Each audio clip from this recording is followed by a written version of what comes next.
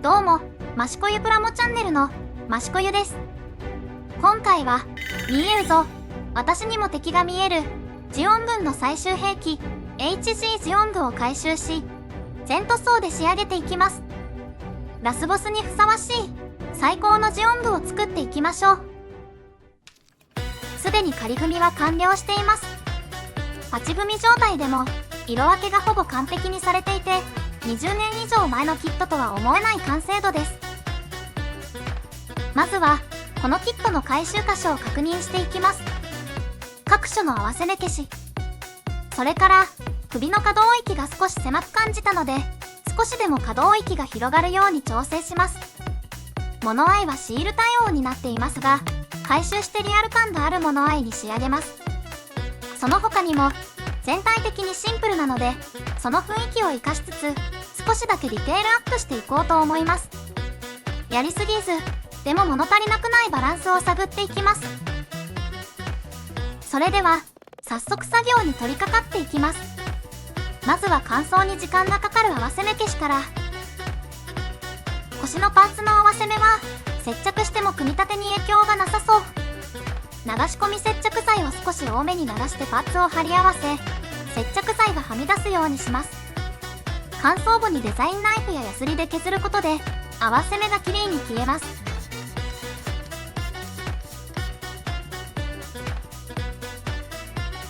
次に肩から脇腹にかけての合わせ目はモールドとして彫り直していきます。デザインナイフで片側をカンナ掛けして当たりをつけておきます。その後アクリル板をガイドにラインチズルを使って慎重に彫っていきます。ただラインチズルだと刃先が短くてこの作業はちょっとやりにくいですね。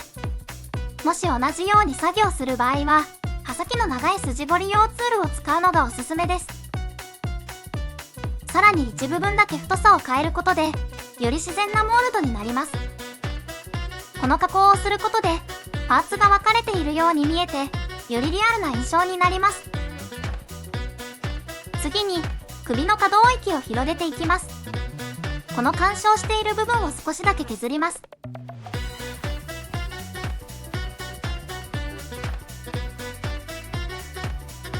この簡単な作業で首の可動域がわずかですが広がりました。でも一つ問題が、可動域を広げた結果顎が首元にぶつかるようになってしまいました。そこで首の接続穴に 1.2mm のプラ板を貼り付けて首を延長します。完成後には外さないと見えない部分なのでざっくりと貼り付けます。これで顎の干渉がなくなり、より自然なポーズが取れるようになりました。お次は物合い周りの加工です。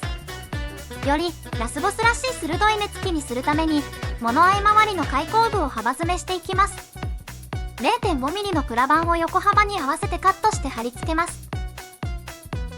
乾燥したら余分な部分をニッパーでざっくりカットしてヤスリで丁寧に整えれば完了です。微妙な違いですがさらに威圧感がアップします。次に物合いを加工していきます。物合いをつける部分に 3mm の穴を開けます。いきなり大きなドリルを使うと失敗するので小さいドリルから少しずつ広げていきます。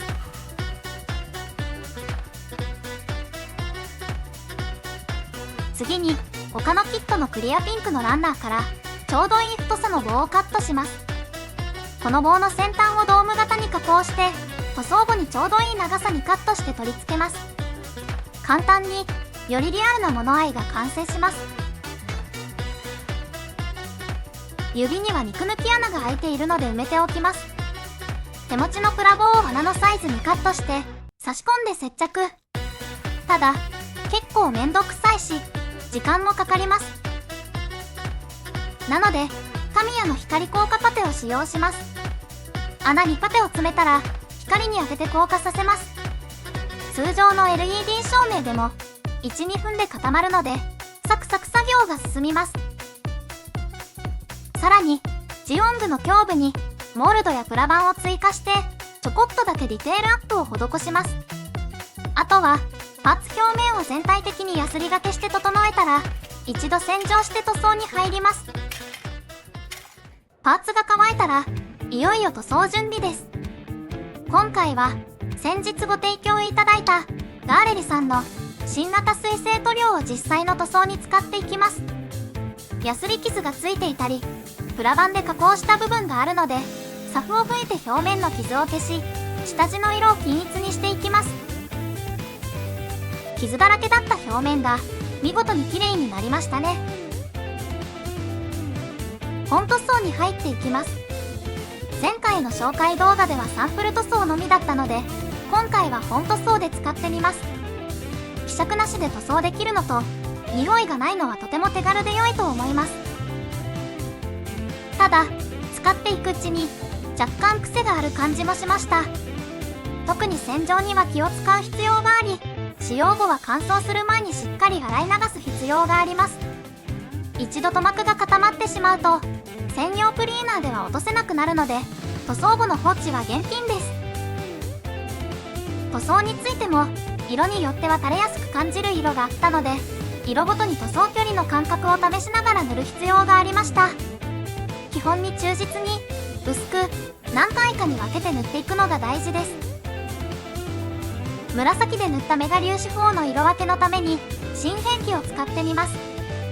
壁にポスターを貼り付けるときに使う接着ゴムです。これを穴に詰め込んでマスキングします。初めてやる方法なのでうまくいくかドキドキです。マスキングしたパーツをブラックで塗っていきます。塗膜が軽く乾燥したらいよいよマスキングを剥がしてみます。綺麗にマスキングできていますね。接着ゴム意外と使えます。若干ずれてしまっていたところがありますが、そこは筆塗りでリタッチしておきました。次に全体的にグラデーションをかけていきます。ガーレリさんの塗料には私の完成イメージに合う色がなかったので、ここからは水性ホビーカラーを使っていきます。塗料を調色することもできますが、足りなくなったら色を合わせて調色するのが大変だし、余らせてももったいないですからね。濃いめの色で塗っておいたグレーとブルーのパーツにエアクラフトグレー、ガンダムエアリアル回収型ブルーを使ってグラデーションを入れます。パーツ中心から塗り始めて徐々に外側に広げるように塗っていきます。何回かに分けて徐々に塗っていきます。グラデーションを入れることで単色では出せない重厚感がアップしました。次は細かい箇所をエナメル塗料で筆塗りしていきます。スカート側面の幅の広いモールドなどはジャーマンブレーで塗装。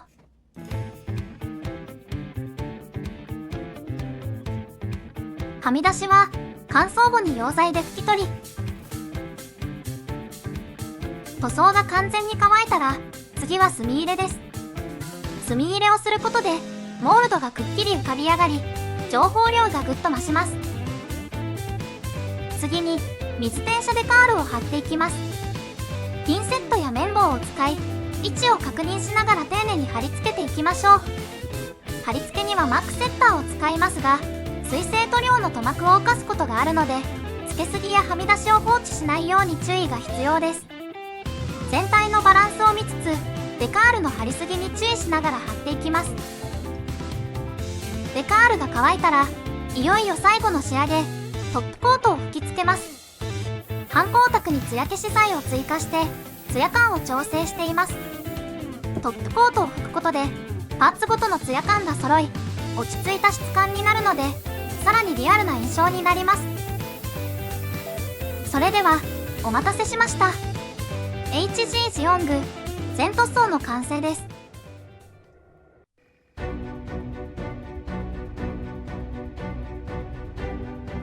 いかがでしょうか。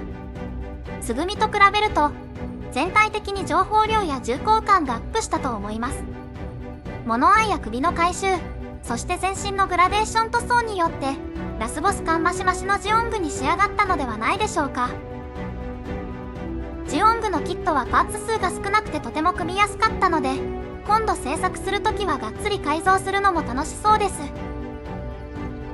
この動画が参考になった、他の動画も見たいと思っていただけたら、高評価、チャンネル登録してもらえると嬉しいです。それでは、今回の動画はここまで。また別の動画でお会いしましょう。最後までご視聴ありがとうございました。